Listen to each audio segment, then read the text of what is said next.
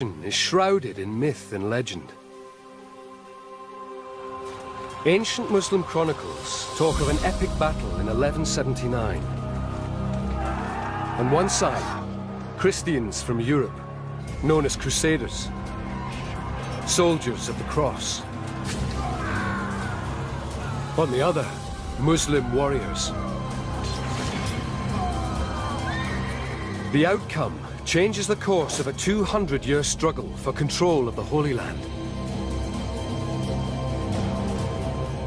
The chronicles say that after furious and intense fighting, the entire Crusader garrison is either slaughtered or enslaved. For centuries, there is no way to prove or disprove this incredible story.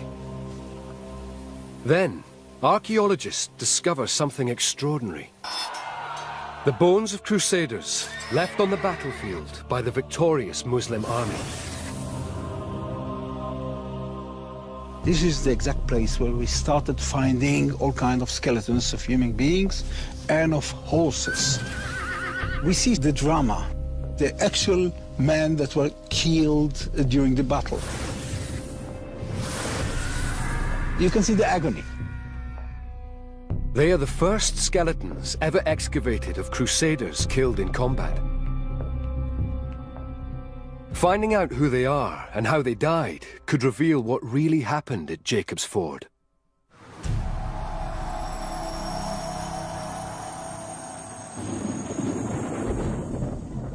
Forensic anthropologist Mick Wazocki, an expert on battle wounds, examines 6 of the skeletons, each one a chapter in the story. They were all male, aged between 18 to 40. This is an astonishing group of individuals. Many of them show signs of sharp force trauma and brutal injuries. One stands out immediately. This individual suffered the most appalling series of injuries. We can see this here in his lower jaw, his mandible. Blow struck at an angle, probably splitting the chin in 2. We know that it's a blow from a sword because the break is very, very straight and even. A second wound is far worse. It severs his left arm. The cut is actually coming down at an angle through here and cutting through here. Also, in this photograph, we can see how clean and sharp it is. This isn't a natural break in bone at all. This is a cut. One blow, and the arm was gone.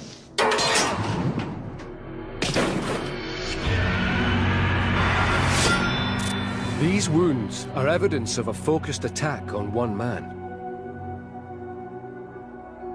Their ferocity is a clue to his identity. These injuries are typical of hand-to-hand combat. They're all to the front of the body. He wasn't running away, he was standing and fighting. So it looks as if he was very likely targeted. He might have been recognized as a very powerful warrior that had to be brought down at all costs. The evidence suggests he could be one of the most enigmatic crusaders of all, a Templar Knight. According to the Muslim chronicles, the men garrisoning the castle are led by 80 of these holy warriors. The Knights Templar are a group of warrior monks. They're people dedicated to the defense of the Holy Land. They took vows of poverty, chastity, and obedience. But the crucial difference is they fight the devil with swords, while monks will fight the devil with prayer.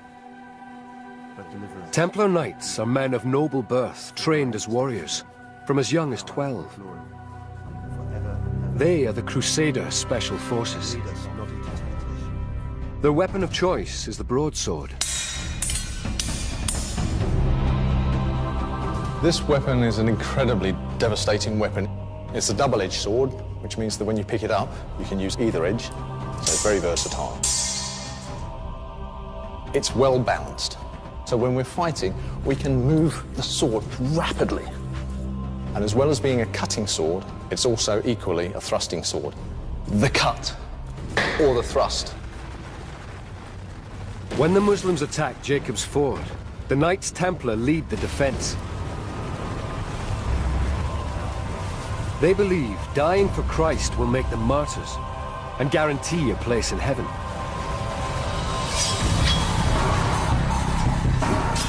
Their unshakable faith would keep them fighting, even through terrible injuries.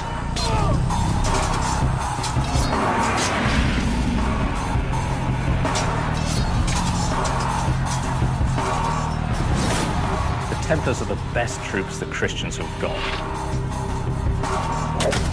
They're trained, they've got the best kit, they're disciplined. They have a remarkable reputation for courage.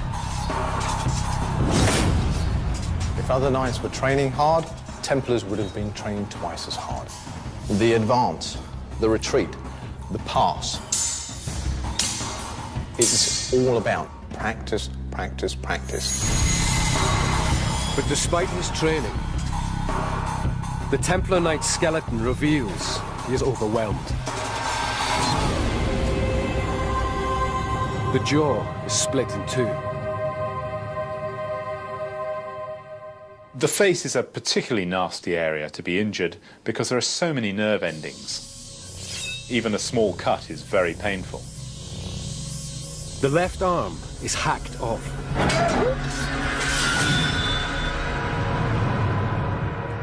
The weapon responsible is most likely the Muslim scimitar.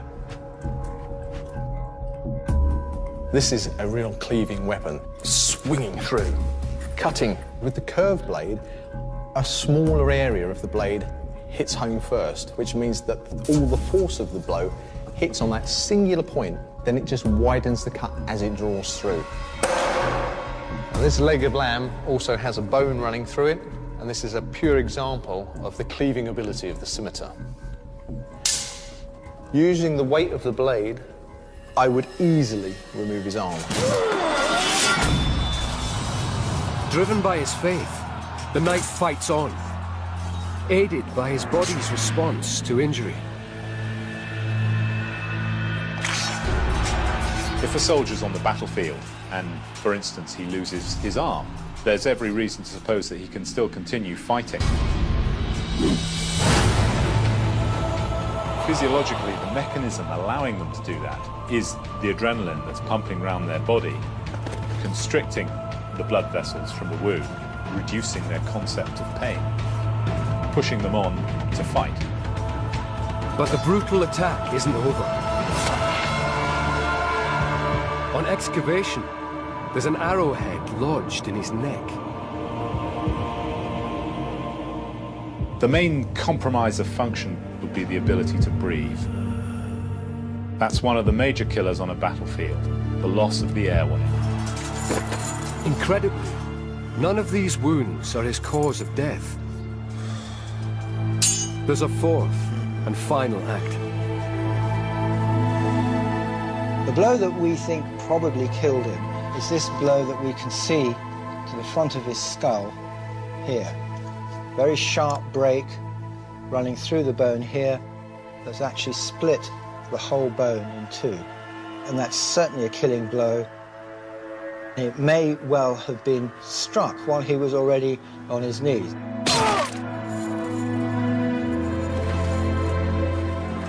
The Templar Knight's death is like an execution.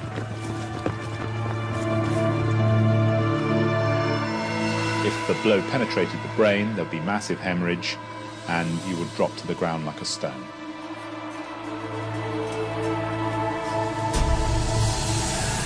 His violent martyrdom is evidence that the savage fighting described in the Chronicles is accurate.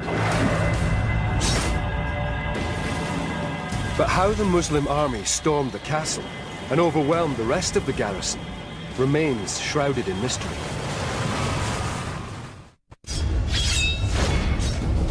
According to the Chronicles, the Crusaders butchered at Jacob's Ford die as a result of a single fateful decision.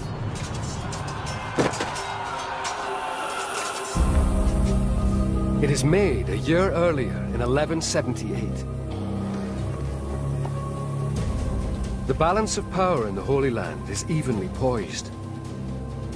The Christian leader is Baldwin IV, the leper king of Jerusalem. Baldwin IV was an incredible young man. He was king when he was only 13 years old, and by then he was suspected of having leprosy. And of course, tragically, it's extremely disfiguring. And yet, in spite of this painful, debilitating illness, he held on to the crown of Jerusalem. Baldwin's most aggressive troops, the Knights Templar, pressure him to build a super fortress on the edge of Muslim territory. This is the place. Jacob's Ford. It's a provocative act. From here, the Crusaders can attack the Muslim capital, Damascus, just a day's march away.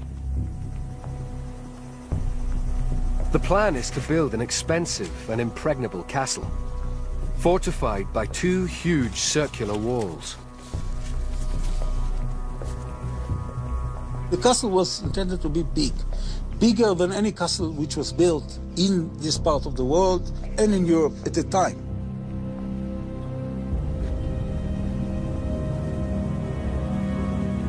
Baldwin's decision to build the castle throws down the gauntlet to the Muslim world. The response seals the fate of these 6 men.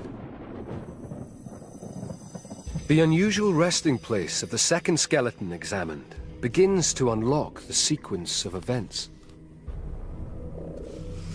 Unlike the others, his body wasn't flung without any ceremony to one side, but looks very much as if it was laid to rest formally.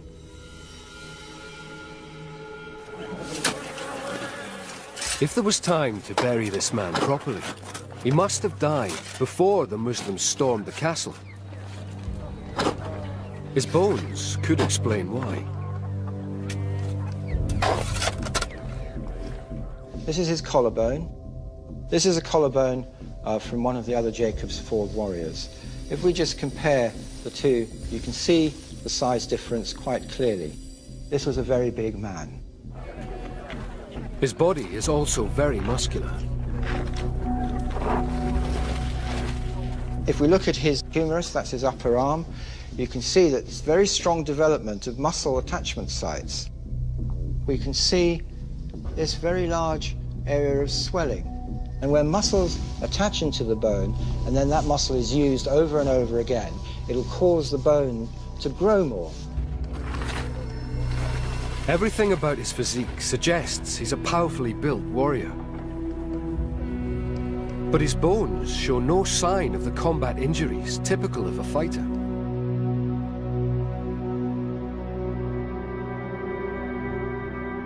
In fact, even more mysteriously, there doesn't seem to be any evidence of any healed injuries either. Only one part of this man's skeleton hasn't yet been examined: his skull.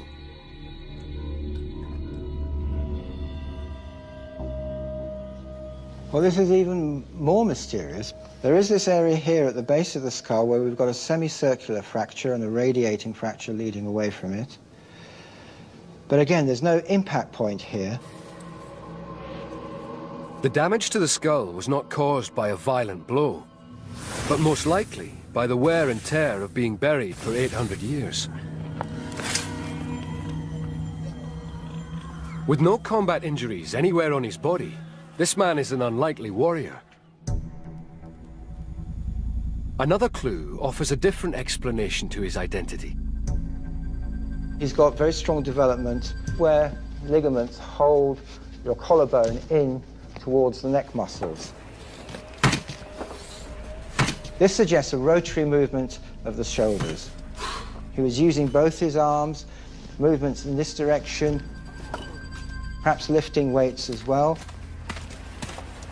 This insight suggests he's one of the castle's most valued non-combatants, a stonemason. Medieval stonemasons serve a back-breaking 7-year apprenticeship to master their craft, skills essential for building castles.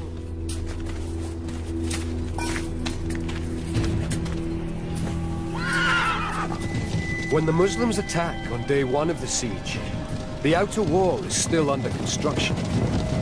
Run! Get back! Everybody was caught by surprise. I mean, this group of workmen were not given any warning. You find the arrowheads amongst the tools and in the cement that they were mixing in order to build the core of the wall. They're just everywhere. Get back! Get back! I would think that in order to protect yourself, you would take your hoe, your pick, whatever you were working with, and try and defend yourself with it. Hurry, come on! Come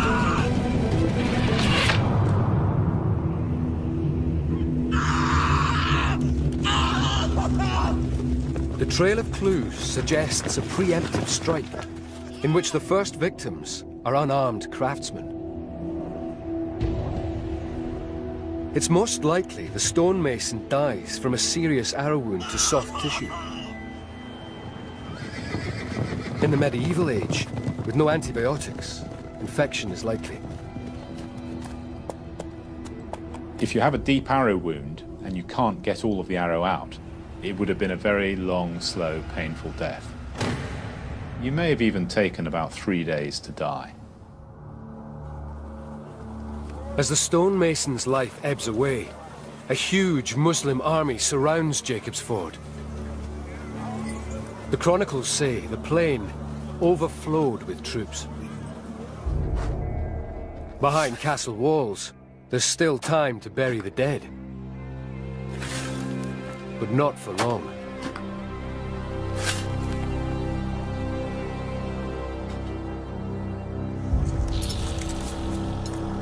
The fate of Jacob's Ford is now in the hands of the great Muslim leader, Saladin.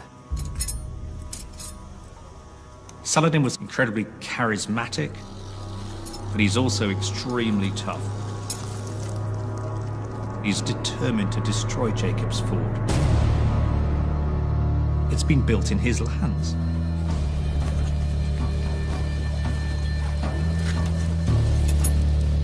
He needs to attack this place before it's finished. He's got to hit it hard before it gets too powerful, too complete. On the 6th day of the siege, Saladin executes his devastating plan. His engineers have been digging a tunnel under the castle walls.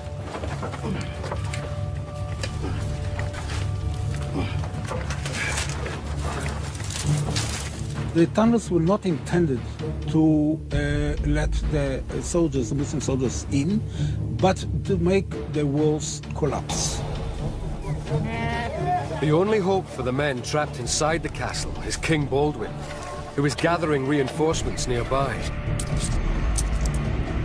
For Saladin, it's a race against the clock. Time was short. Saladin is pushing his men to finish it as fast as possible. To bring down the castle walls, they will burn away the tunnel's wooden support props. Richard, man the wall. When all the burning materials will be consumed, the wall will collapse. The final ingredient is likely to be naphtha, an early form of gasoline used by the Muslims.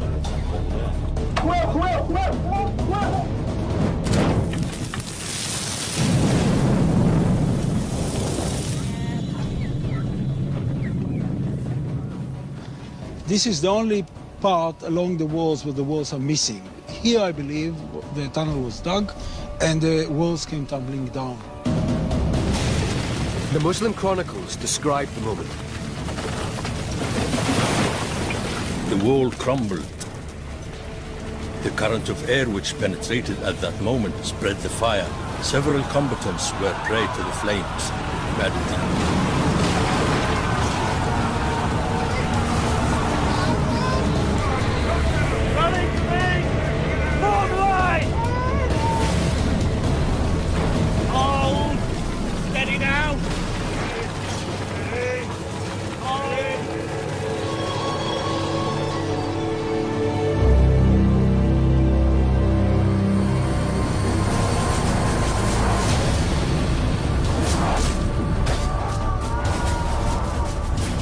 The collapse of the wall allows Saladin's warriors to storm into the castle.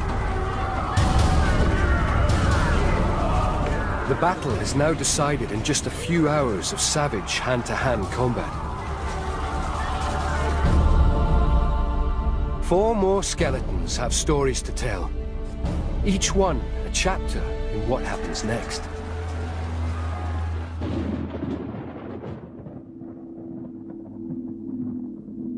This skeleton has a single serious injury.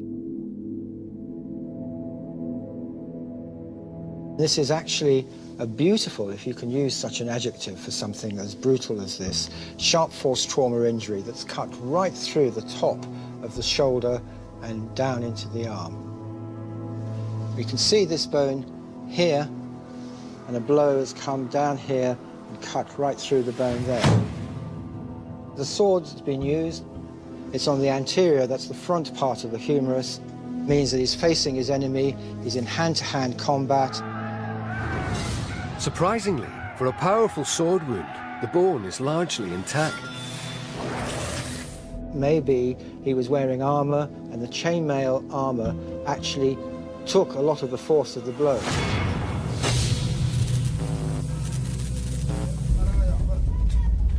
If this man wears chainmail, it's possible he is a Templar sergeant. Richard, man the wall.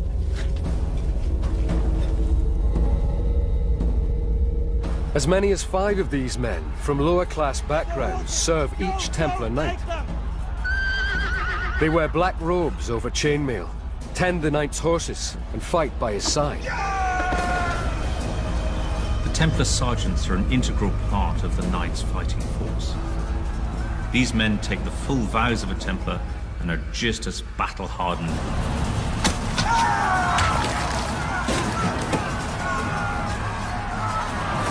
Templar sergeants are professional soldiers who know how to fight mean and dirty.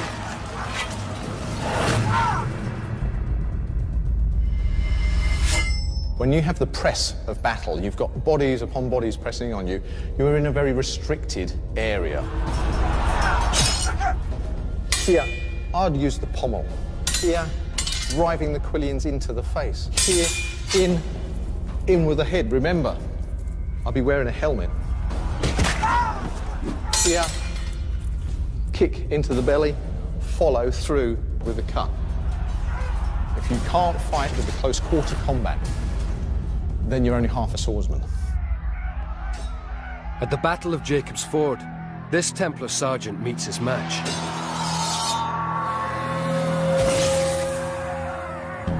The blow which downs him is a medieval classic. In many medieval battles, they have found a large number of wounds to the left side of the body. The majority of people were right-handed, and when they executed a downward blow, most of them would be to the left side of the body. This would be a terrifically painful injury.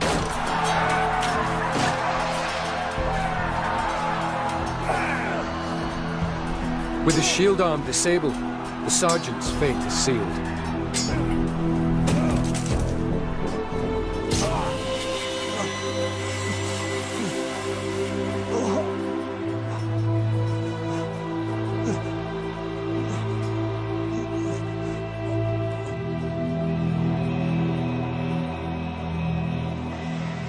Unlike the Templar sergeant, many of the other Crusaders trapped in the castle are not experienced soldiers. The next skeleton examined reveals their fate.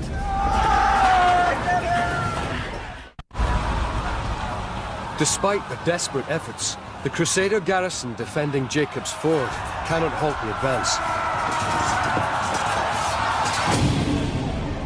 Saladin's men go on the rampage.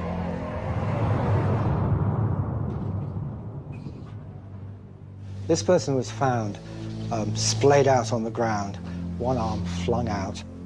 There's a dead mule lying on top of his arm. And these are his remains. This is his sacrum. This is the bone right at the end of the spine. It's made up of individual vertebrae which have fused together. But there's this little gap here which shows that this hasn't actually quite completed fusing. That tells us that it's probably an individual between the age of 18 to 25. Despite this man's youth, there's something wrong with his spine. If we look at these individual vertebrae, we can see on many of them this hole. Now that wouldn't be there normally. Holes like this are caused by carrying heavy weights, which put pressure on the spine. Soft tissue between the vertebral bodies gets squashed down, and as it gets squashed down, it ruptures, and it causes this herniation effect in the vertebra. So this is somebody who's been carrying heavy materials, equipment, weights of one kind or another for quite a long time, probably since he was a young boy. The evidence of child labor suggests this man comes from a low-status background. More clues supporting this theory come from his teeth. He's lost a tooth here. There's also tooth decay here. A massive hole just there. That would have been extremely painful. He's also got a huge build-up of tartar. There's all this material you can see around here, just at the end of the teeth, towards the gum line. That means that he's had gum disease. As a result of that, he would have had extreme jungle breath. The appalling condition of his teeth and gums make him an unlikely soldier. Would you want a warrior, to be suffering from awful toothache? And, oh, leave me alone, I've got toothache. If warriors were suffering from toothache, they'd pull the tooth out so that the guy can go and, do the business. All the clues suggest he is a poor man, employed as a laborer. Open up! Open up! He has no armor, no weapons, and knows little about fighting.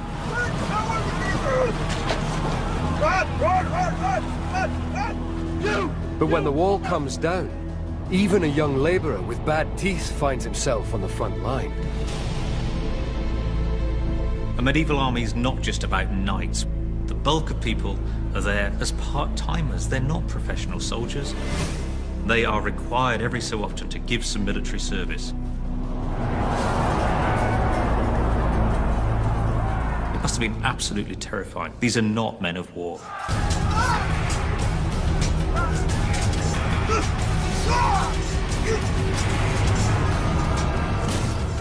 People from all levels of society signed up for the crusade. You've got knights, you've got churchmen, peasants.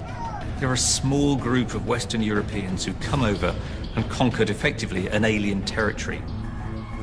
At times of invasion, everybody is going to have to get involved.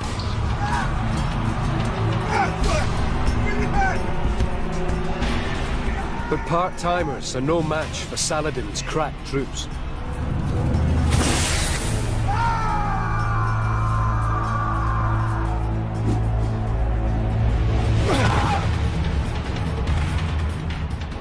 I don't think that the Muslim forces of Saladin differentiated between warriors, those who were carpenters, blacksmiths, masons. They just went through and killed whoever was in their way.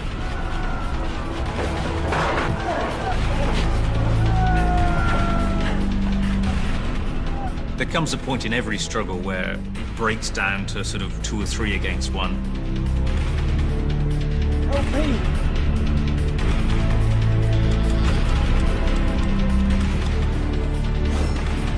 It's a truly hellish scene.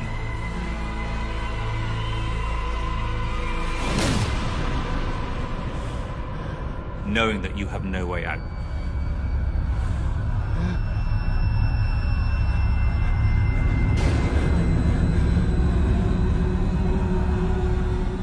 You are absolutely pinned. There are no injuries on the young labourer's skeleton. This suggests he dies from a flesh wound.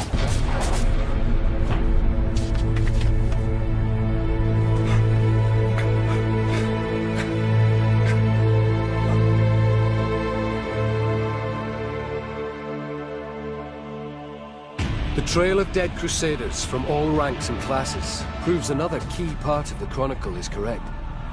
The battle does turn into a massacre. The fifth skeleton to be examined provides a shocking insight into what happens next. This man is found with appalling head injuries. A blade has gone into the back of the skull, and then it's lifted a slice of cranial bone away. There was a blow to the left rear side of the skull, taking away a huge slice of bone, exposing some of the brainy matter underneath. And then another blow to the top of the skull here, lifting this piece of bone away. This attack was particularly brutal, merciless, frenzied, with no quarter given.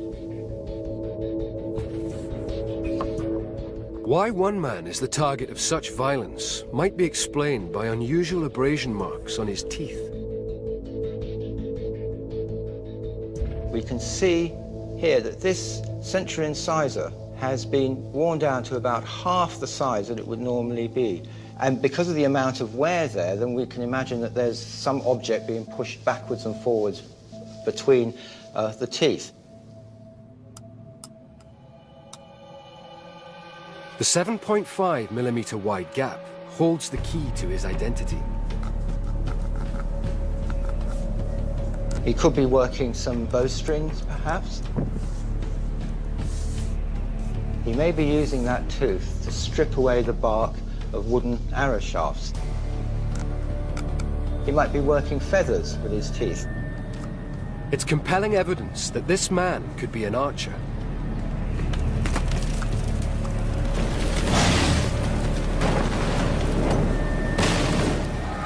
Crusader archers come from ordinary backgrounds and train from childhood to become deadly marksmen. They can fire 8 arrows a minute and hit a target up to 300 meters away. Because of their lethal accuracy, they're hated by Saladin's men.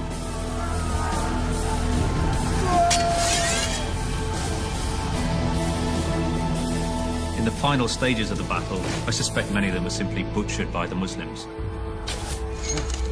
The ferocity, the fervour of war at that moment means that the chances of them pausing and taking prisoners were quite low.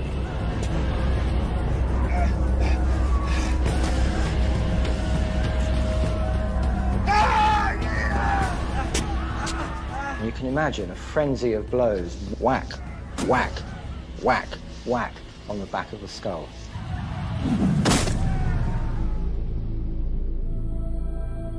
They wanted to make sure this guy was dead. In the final stage of the battle, only a few Crusaders are left standing, trapped at the south end of the castle.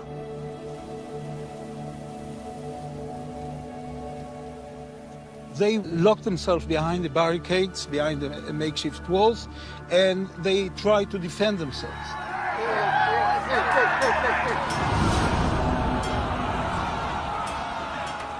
The bones excavated from the castle ruins offer a chilling insight into the fate of these men. This is a very enigmatic skeleton.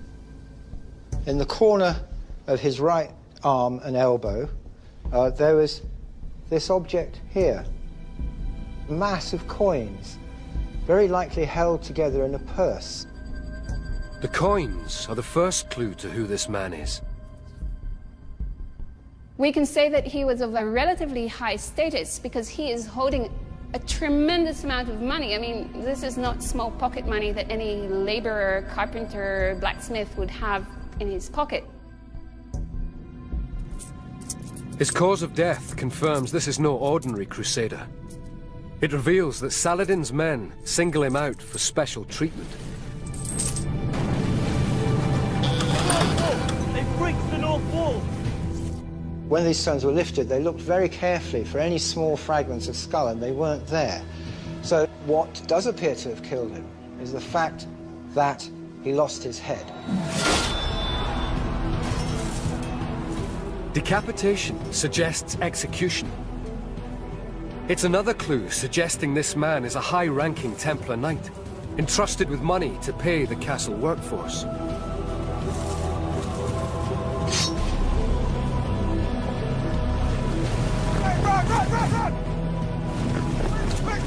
His skeleton tells a gruesome story of his final moments.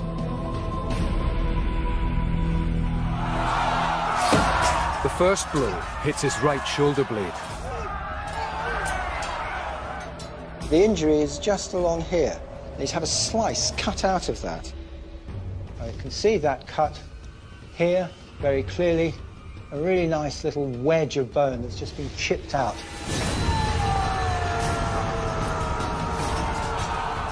The next injury is to his right arm. He's taken a chunk out of his radius at this angle here, coming down close to his wrist.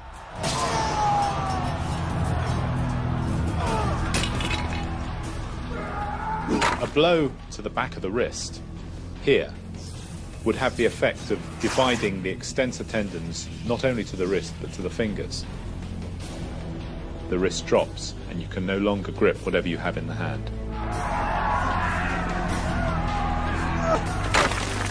A third injury damages his right collarbone. You can see here, very clear cut. It's triangular in shape, and that mimics the shape of the metal arrowheads. He was struck by an arrowhead, which then passed just underneath the collarbone. So it's come in at an angle here and just passed underneath and was probably lodged in to his shoulder joint. He may have just broken the shaft off and carried on fighting.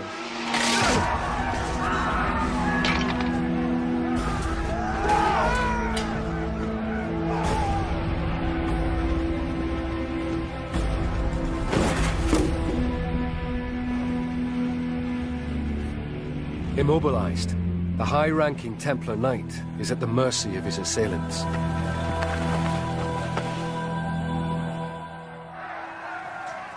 His trapped comrades still have one extraordinary card to play. More bones recovered from the site suggest they respond with an act so brave, it verges on insanity.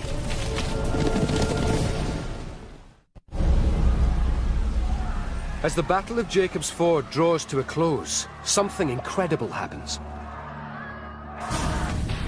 The evidence comes not from human, but animal bones. We found 3 horses, like this one here, you see a femur. Most of the skeletons we found with arrowheads, especially between the ribs and near the pelvis. The arrowheads suggest the horses die in battle, shot down by Saladin's archers. At Jacob's Ford, we found peculiar kite-shaped arrowheads. They're used mainly for hunting large game, and they were used in the battlefield against horses. The use of anti-horse arrows gives weight to an extraordinary story in the Muslim chronicles. They say the castle commander responds to the massacre of his men with an act of stunning bravery.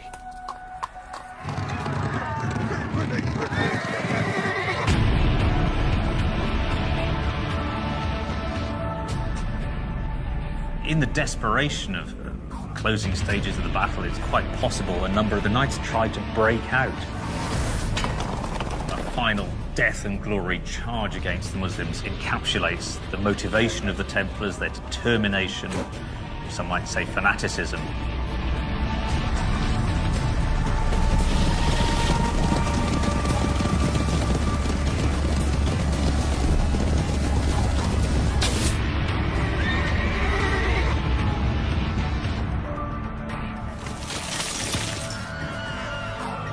The large kite-shaped arrows would have been devastating. These things usually had a radius of about 3 to 5 centimeters, and it would be like throwing an axe at someone.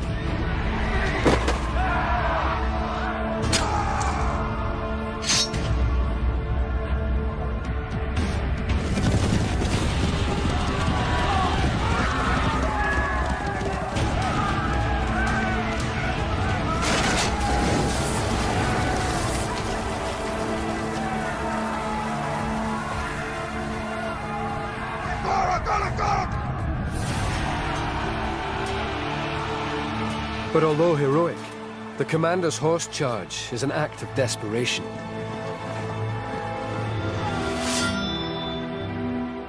He knows that he's going to be killed. It was a suicide act. The commander of the castle knows that he's going to be humiliated, tortured, and killed.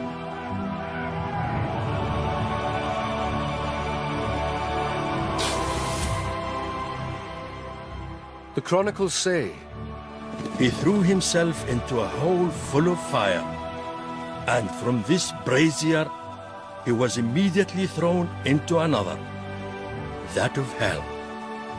Al-Fadil.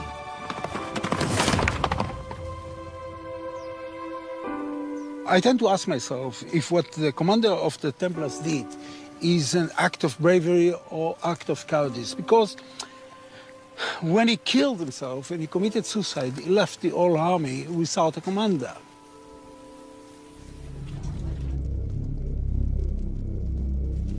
The chronicles talk of mass executions after the battle.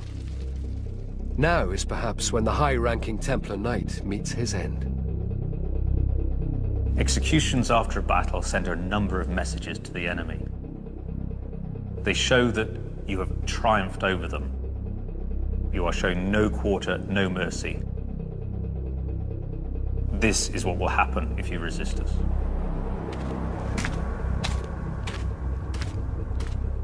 The decapitation, evident from this crusader's skeleton, is final proof that the devastating Muslim victory described in the chronicles is fact, not fiction.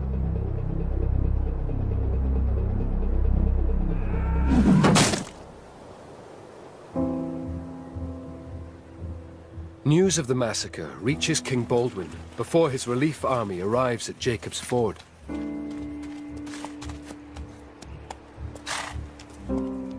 He knows many of the 800 crusaders killed in the battle personally. Today, their bones bear the marks of a catastrophic battle which changes history. For Baldwin IV, it's a terrible blow, a reduction in his prestige and in his military strength. It allows Saladin to increase the pressure on the Christian lands,